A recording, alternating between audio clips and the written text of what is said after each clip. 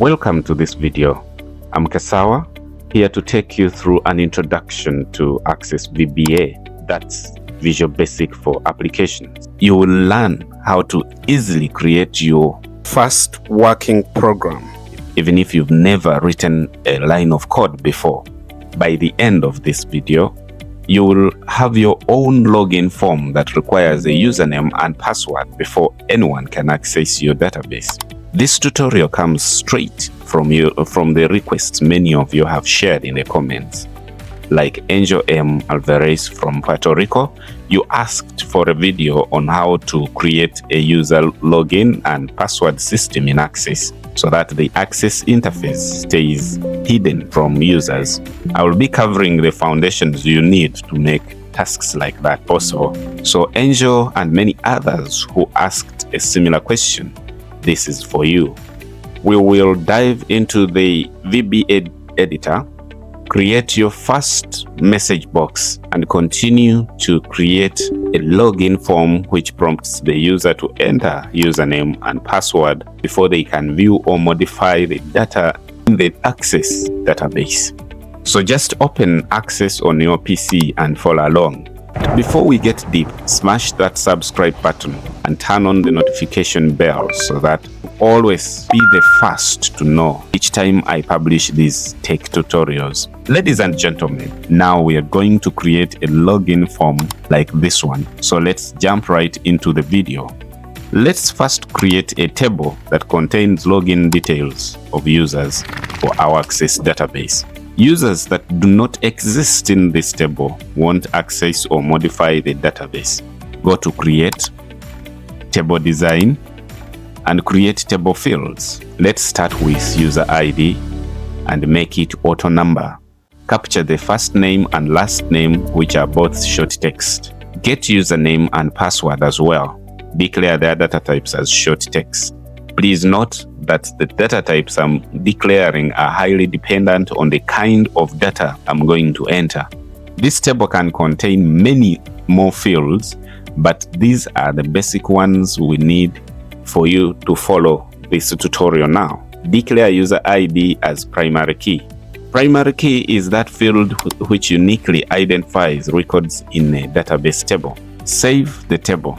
You can right-click here and click Save, or use the shortcut Ctrl+S. Let's save it as login TBL. Open the table in datasheet view. This is how your table looks like. Let me now populate it with some data for this demo. Because user ID is auto number, it will populate automatically. In fact, auto number field does not allow you to enter any data. First name, Geoffrey. Last name, Kasawa. Username, Kasawa. Password, JF25. Let's enter the next record. First name, Mirembe. Last name, Joy. Username, J. Password, Nam. And now let's enter our third record, which is going to be the last for now in this table of ours. First name, Houston. Last name, Brittany. Username, Brittany. Password, HB16. This is just sample data for the purpose of achieving the objective of this tutorial. So we can stop at that, but this table can hold a lot of data depending on how many users you have for your database. At the end of this video, I will show you how to secure the password so that it is not visible when the user is entering it. It should just display asterisks. We have the login details in our table. We then proceed to create the login form. Click Create. Form Wizard.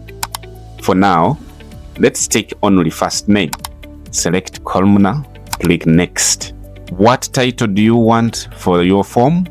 Let's call it Login Form. Click Finish. This is how the form looks like. We are going to edit and format it until it looks professional. So, right-click here and open it in Design View. Adjust the height and width of the text box. In our VBA code, we will use the username and password fields, so we need to add them to our form. Click Add Existing Fields. Select the fields. This is how. Click on username. Press and hold the Control key. Click on password. Then release the Control key. Point to the selected fields. Press and hold the left button of the mouse and drag to the form view. Let's make them invisible. Select them and click Property Sheet. Click Format, then you see Visible. Set it to No. Let's improve the design of the form. You can change the color. Let's do maroon here and blue here. Make the size of the text boxes the same by highlighting them. Right-click, point to Size, and select to Tallest. Next, you add the logo. Click Form Design, insert image, then browse to find where you saved your logo. The image I'm going to use here is called School Badge. Click on it and click OK. The pointer will change shape and become like this, a plus and an image icon. Draw the image in the header position where you want it. Yep. Now you have the logo. Let's add a label for the company name. We say Kasawa Tech School. Click Format and change the font style, e.g. to Arial black and size to 16. Change color to black. We are just making this form look professional by improving the design. You notice that in most cases, the login form pops up each time you start a program. So change your form to be a pop-up. This is how you can do it. On the property sheet, click Other. Set pop-up to Yes. Now, when the user opens the form, this is how it looks like. But you can see that the user can do anything with this form, including closing it so that they can view or modify the database. They can navigate records. So turn off these capabilities. Go to the property sheet, select Format tab, and set record selectors to No. Navigation buttons to No. Scroll bars to Neither. Min-max buttons to None. Close button, No. And movable, No. Now the user can't move the form, close it, or navigate records as you can see. Add a text box for username. Copy and paste it. Then type password. This is where the user will enter his or her login details. Let's name these text boxes appropriately because we shall be referencing them in the VBA. Click on the text box, then on Property Sheet, select Other. For this tutorial, let me call it TXT username and the one of password, TXT password. You can use any names for as long as you can call them in the VBA program. Select the text boxes. Change the font color to black and size to 12. Let's try to bold these field names. Add a rectangle around the form fields to make a better design. Right-click on the rectangle outline, point to Special Effect, and choose the one that interests you. Now your login form looks like this. It's getting better, right? Here, let's change the field to Select First Name. You want the user to simply select, so we add the combo box. Click Design. From Controls, choose Combo Box. Draw it here. Choose this last option and click Next. You're going to keep the first name in this combo box, so choose First Name and click Next. Click Next again. Click Finish to keep the default name for the combo box, but then we don't need it, so delete it. Adjust the combo box to fit perfectly. It's time to create buttons, which the user will click to log in or cancel login. On the Form Design Tools, click Button. Draw it here. Cancel the Command Button wizard. Copy and paste the button and align it well with the original one. Make this one to be cancel and this to be login. Select the buttons and adjust the font size to 12, then change shape. Let's change the color of the login button to green and cancel to red. Text color to white, shape outline to white, and filled text box outlines to maroon. Good. This is now how the form looks like. If you think it's beautiful, smash that like button. Let's continue. Even if you click these buttons, nothing happens because there are no codes that cause them to react. So let's add the VBA codes, make them clickable. You remember we added username and password fields to the form and we made them invisible. It's now time for them to work. We will use them in the code. Right click on the login button, click invent, code builder, and then OK. In coding, we declare a storage and the type of data we shall be storing in that storage. So dim nk as integer. This is a declaration of a storage called nk to store integer values. Check if username and password is null. This is a comment just for humans like you and me to understand the codes. The compiler skips this line. If is null, me.txt username.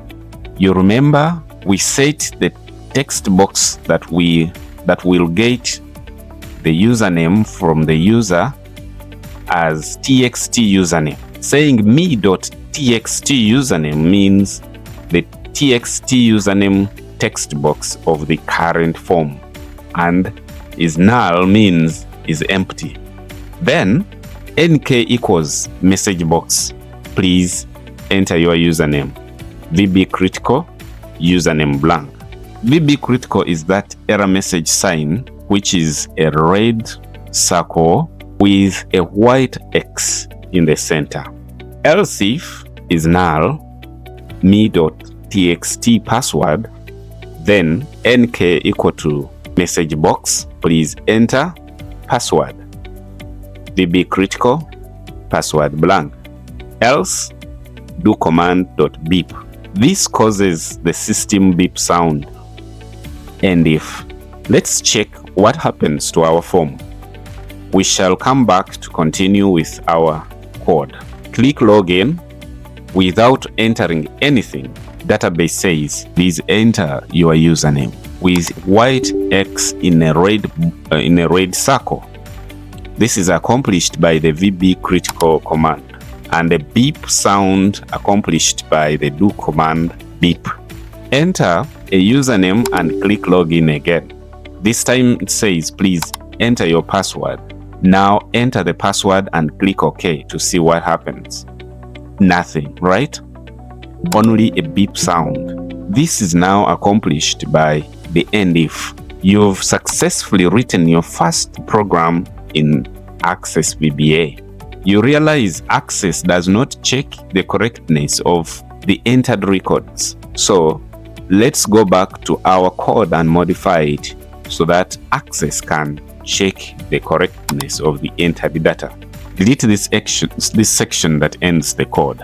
We say else if me.txt username.value not the same as me.username.value, which is the one you added to the form and made invisible, then nk equals message box, you entered a wrong username. VB critical, incorrect username.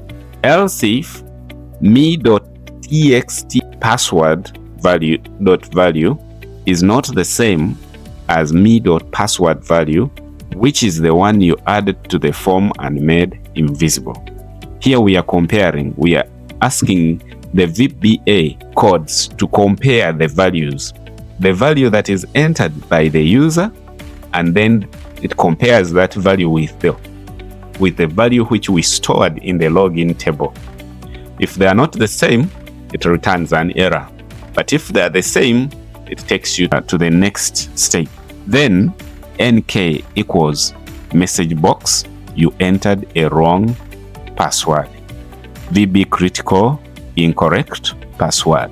me.txt username.value equals blank. me.txt password.value equals blank. This clears the text box to remain empty after the error messages to allow the user enter the details afresh. Else, NK equals message box, welcome. Click OK to proceed. VB information, login successful. Now you want this form to open for the user, another form for them to enter or modify records in the table. So what do? You add this code, do cmd.open form name, e.g. do cmd open form, book form. Then make the login form to close as soon as it opens the required form. Use this code, do cmd.close, sc form, login form, sc save no. We use sc save no to prevent users from changing the design of the form. Otherwise, if you say sc save yes, that means you're allowing changes to the design to be made by the user, which may not be right. Then end if. Let's secure the password so that it displays asterisks when the user is entering it. We don't want the person who is sitting near the user to know which password your user was entering. So we will use input mask. Click the unbound box of password, open the property sheet and click data tab. Click input mask, click password, click next and then finish. Now this is how the form looks like. Let's try to enter the password and see how it looks like. Okay, it makes asterisks. So when the user is entering it, no one can see the exact characters being entered. This method is appropriate for databases with a small number of users.